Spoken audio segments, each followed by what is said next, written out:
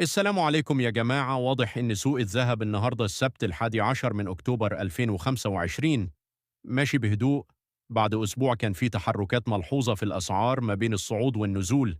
لكن النهاردة نقدر نقول إن الاتجاه العام مستقر ومفيش موجة قوية جديدة ظهرت لحد دلوقتي.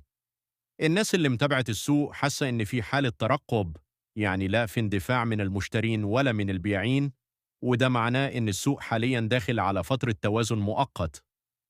التحليل: الهدوء ده سببه إن أسعار الذهب عالميا بتتحرك في نطاق ضيق جدا. الأونصة ما عملتش قفزة كبيرة الأيام دي، وفي نفس الوقت سعر الدولار في السوق المحلي شبه ثابت، وده اللي خلى الأسعار تفضل في مكانها من غير مفاجآت.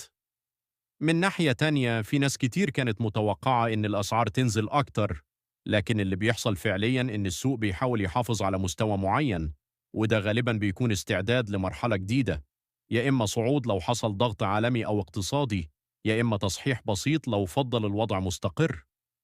كمان الطلب المحلي على الذهب قل شوية عن الفترات اللي فاتت، خصوصا من الناس اللي كانت بتشتري بغرض الاستثمار، لأن أغلبهم بقى مستني يشوف الاتجاه الجاي بوضوح قبل ما يدخل السوق تاني. وده طبيعي جدا في الوقت ده من السنة، لأن مع نهاية الصيف وبداية الخريف دايما بنشوف ركود نسبي في حركة الذهب قبل ما يبدأ النشاط يزيد تاني مع اقتراب موسم الأعياد والزواجات في الشتاء. يعني نقدر نقول إن الوضع دلوقتي هادي، لكن الهدوء ده ممكن يكون بداية لحركة جديدة في أي لحظة.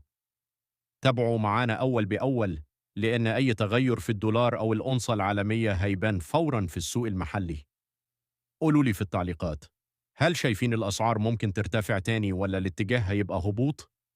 شاركوا رأيكم ومتنسوش اللايك والاشتراك عشان توصلكم التحديثات اليومية فورا.